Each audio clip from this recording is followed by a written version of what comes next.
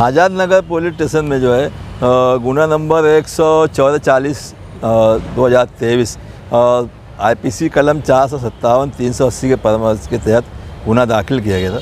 उसमें आरोपी नंबर 1 जो अभी फ़िलहाल जिसको अरेस्ट करके लाए जुम्मन शाह सुलेमान शाह उर्फ जो जुम्मन कालिया जो रहे, उसका जो पता है गोल्डन नगर काली खोली मालेगांव।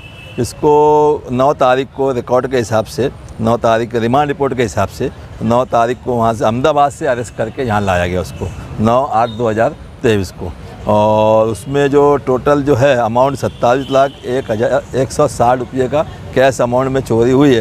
फ़िलहाल अभी तो उनकी कस्टडी में रहते हुए कोई भी किस्म की रिकवरी वगैरह नहीं हुई है। इस ग्राउंड के ऊपर कि इसके अंदर कौन कौन आरोपी मुलविस है क्या है, ये ग्राउंड के ऊपर पुलिस ने इसके पुलिस कस्टडी डिमांड करी थी उसके ऊपर जो है। और दूसरा ग्राउंड ये था कि उसके ऊपर के काफ़ी सब पुलिस स्टेशन के अंदर काफ़ी गुना है।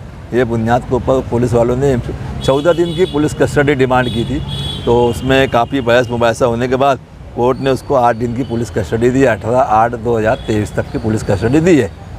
MCR मिलना चाहिए, इसके लिए आपने क्या कोशिश की? आज टेक्निकली जो है CRPC सेक्शन 57 और सेक्शन 167(1) के तहत उसको 24 आवर्स से ज़्यादा उसको अपने कस्टडी में नहीं रख सकते थे। पुलिस का उसमें दूसरा ग्राउंड ये था कि उसको अहमदाबाद से गिरफ़्तार किया गया।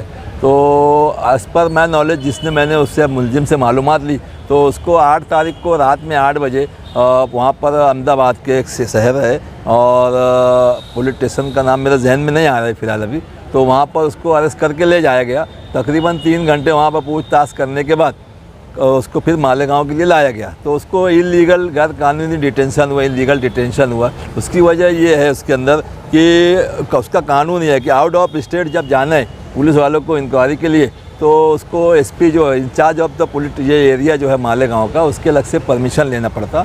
परमिशन लेके उसको जो टीम है उसके नाम से एक लेटर दिया जाता और उसका जो ट्रेस हुआ जो पुलिस स्टेशन जहाँ जो हद्दी में है वो जो जुडिक्शन में आरोपी मुलजिम है तो वो वहाँ पर उसको वहाँ पुलिस स्टेशन में ले आके उसकी एंट्री करना। फिर वहाँ लोकल पर्सन जो लोकल पुलिस वाला है उसको साथ में लेके जाके वहाँ पर आरोपी को सर्च करना और अरेस्ट करना।